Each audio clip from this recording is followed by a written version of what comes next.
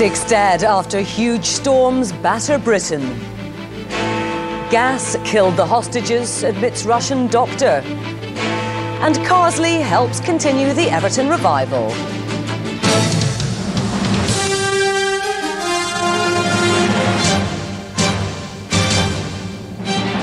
The ITV Weekend News with Andrea Catherwood. Good evening. 6 people, 3 of them children, were killed today as huge storms lashed Britain. Gale force winds felled trees, damaged buildings and left public transport in disarray. Worst hit was Wales, where winds gusted up to 90 miles an hour. We'll have a report from there in a moment, but first, here's Libby Wiener on a day of havoc across the UK. Flowers marking the spot where a 14-year-old girl met her death in Shropshire today. The car she was travelling in crushed by a falling branch. Her mother and sister are in hospital, both with serious injuries. In Oxford, a young woman died when a tree crashed onto her people carrier, the vehicle's roof caving in under the impact. Even pedestrians weren't safe. In this Norfolk village, a 10-year-old boy was killed while out walking his dog. The winds powering across southern England caused havoc at sea and on land. This sports club in Essex was flattened by one large gust, the caretaker escaping just in time. I heard it all creak and move, so I ran out, and as I ran out, the whole lot came down. Forecasters say the winds were just short of the hurricane-force gales of previous years. Probably doesn't quite compare to those. There were certainly winds over 100 miles an hour in those storms back in 87 and again 1990. There was a strong storm with winds of 100 miles an hour. So this is probably just a little bit less than that. But in Portsmouth Harbour, disaster was only narrowly avoided when a passenger ferry struck a Royal Navy frigate, HMS St Albans, destroying its gun deck and part of the bridge. The ferry was slightly damaged. No one was injured in this collision, but the Royal Navy's pride has been dented. Thanks to a cross-channel ferry, its newest warship will now be out of action for several weeks. Everywhere travellers were stranded, with no mainline trains into or out of London, and few planes either. It was a day when much of normal life was suspended, soldiers in transit drafted in to help police, and everywhere the emergency services battling against the elements. Libby Wiener, ITV News. A holiday park in Aberystwyth on the West Wales coast, and the damage wrought by winds of nearly 100 miles an hour. The storm destroyed some caravans and blew others away. No one was hurt, but as morning broke and with no immediate sign of the storm abating, there were desperate efforts to secure what the weather had left untouched. There were accidents on the roads across Wales. One man was killed near Brecon when a falling tree smashed through the windscreen of his car. In Cardiff, there were frightening scenes as the aluminium cladding on the side of this building was torn away. With debris falling onto the roads below, much of the city centre was closed. My advice to people today is to stay at home, stay indoors and wait for the gales to abate. The crosswinds have taken their toll on the timetable here at Cardiff Airport today, with a number of flights either cancelled or diverted. But the damage has been done to the light aircraft. At the height of the storm early this morning, the wind started to push these planes around the airfield as if they were toys, flipping one of them over to crash land on its neighbour. As the day went on, the flight schedule returned to normal, but with winds rarely dropping below 50 miles an hour, those passengers who did brave a landing had a bumpy ride. Geraint Vincent, ITV News, Cardiff. The Russian authorities are under pressure tonight after it emerged that all but one of the 117 hostages who died in the Moscow theatre siege were killed by gas poisoning. The gas, thought to be a nerve agent, was pumped in by special forces just before they stormed the building. Another 150 hostages are still critically ill. From Moscow, Neil Connery reports. They are no longer hostages, but their suffering continues with the powerful side effects from the gas used to knock out their captors. One senior official now says all but one of the 117 hostages died because of the gas, the other because of gunshot wounds. Questions are now being asked about the methods used by Russian special forces. The head of Moscow's medical services says the use of the special gas on such stressed people was responsible for the casualty toll. For the relatives, there is still much confusion.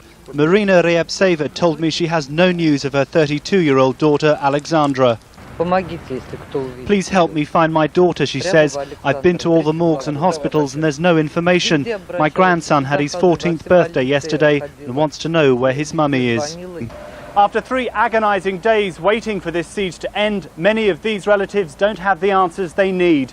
The hostage crisis may be over, but their ordeal goes on. Some of the hostages' stories are now emerging.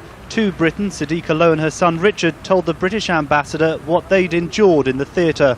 Sitting along the same row of seats from Richard and Sadiqa was a woman terrorist with explosives strapped to us, strapped to her. Others were standing in front. There was appeared to be a lot of explosives in that theatre. The news that the special gas used by the security forces was the biggest killer in the ending of this siege only adds to the pain. Neil Connery, ITV News, Moscow. New talks between firefighters and the government look set to begin this week to hammer out a pay deal. A compromise looks possible after firefighters called off 2 strikes due to begin on Tuesday. The new Labour Party chairman, John Reid, has hinted at an offer, but says firefighters will have to offer something in return. There is a long way to go. Progress has been made. We have always said that any additional monies that the firefighters are looking for have to be seen in the context clearly of modernisation and efficiency. That is, I think, a reasonable position. Football now, and Everton continued their winning streak today, beating West Ham at Upton Park. Most attention was on teenage superstar Wayne Rooney, but it was the unsung Lee Carsley who got the goal. Elsewhere, a James Beattie hat-trick helped Southampton beat Fulham. Here's Tom Skippings. English football's current wonder kid was back in the spotlight and back on the Everton bench at West Ham. After more than an hour, and with the game still goalless, Wayne Rooney finally got his chance, and he was soon just inches away from more big headlines. There was no fairy tale goal this week, but Rooney did finish on the winning side, thanks to Lee Carsley's header 20 minutes from time. Final score, West Ham 0, Everton 1. The game at St Mary's was not an occasion for defenders. Not that Southampton's backline could do much about Lee Clark's deflected shot, which gave Fulham the lead. But they certainly should have done rather better 10 minutes later. Steed Malbranc couldn't believe his luck, and Fulham were 2-0 up. Not for long. Alain Gomar's handball gave Southampton a penalty, and for the second time in a week, James Beattie didn't miss. And before half-time, he was on target again with a free header. After the break, Southampton's defending improved, but Fulham's didn't. Beattie completed his first senior hat-trick, and then Brett Ormrod completed the home side's comeback. Final score, Southampton 4, Fulham 2. Tom Skippings, ITV News. Finally, residents of Sicily have been treated to a spectacular display from Mount Etna. Showers of molten rock and billowing smoke have been rocketing from a huge crack in the volcano. Despite the dramatic sight, nearby villages are not thought to be in any danger. Well, that's all the news on ITV1 tonight. From me and all the team here, goodbye.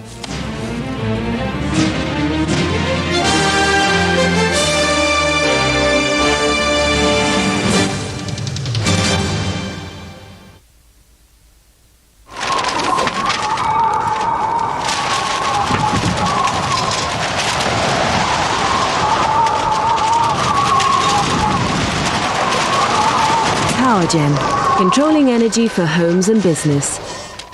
Hello, good evening. Well, as I'm sure you're more than aware, it's been a pretty rough day with some really nasty weather around.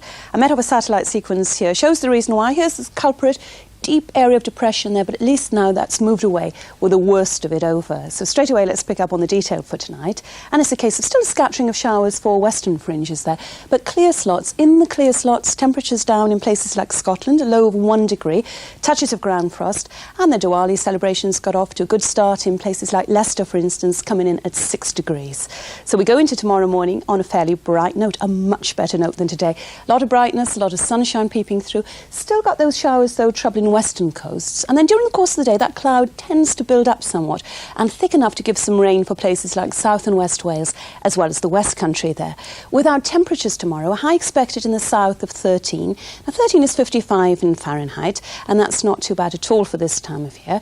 Further north, it gets cooler, down to half those sorts of values in the very far north. But the main message for tomorrow is the worst of it is definitely over. And even though it's breezy tomorrow, nothing like as windy as it has been. That's all from me. Powergen, controlling energy for homes and business. The devastating Bali bomb blast. There have been gusts certainly approaching 90 miles an hour. 2 men arrested yesterday. The war on terror will continue. Rise to the best. GMTV, weekdays.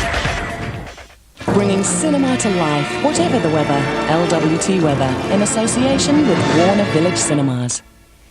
Hello, good evening. Well, thankfully, the worst of it is now over. Straight away, turning into our Met Office wind flow chart with satellite picture combined, we can see the reason why, the culprit, this deep area of depression. At least now that's moved off into the North Sea, and so the lashings of rain and the strong gale force winds have gone with it. As to the detail for tonight, then, much better news. It's a case of clear slots in places. Temperatures down to low of around 7 degrees. A bit breezy, but nothing like as windy as it has been, and at least dry tonight. Now we go into our Monday morning on a very pleasant note indeed. Plenty of brightness around, sunshine coming through, lots of it in places, and temperatures are looking very good. In fact, in the sunshine tomorrow, we are expecting a high of around 14. Now, 14 is 57 in Fahrenheit, and very, very good for the end of October. Now, let's take a look ahead at the rest of the week to see what's in store. And things deteriorate a touch beyond tomorrow. Tuesday, some showers around, cloudy skies. Wednesday, well, a pretty wet Wednesday all in all. Then come Thursday, the rain eases back to showers, and there'll be some brightness. But throughout, temperatures are still looking mild, into double figures, 12s, 13s. 13 is 55 in Fahrenheit, and at least those winds have now died right down. That's all from me for another day. Good night.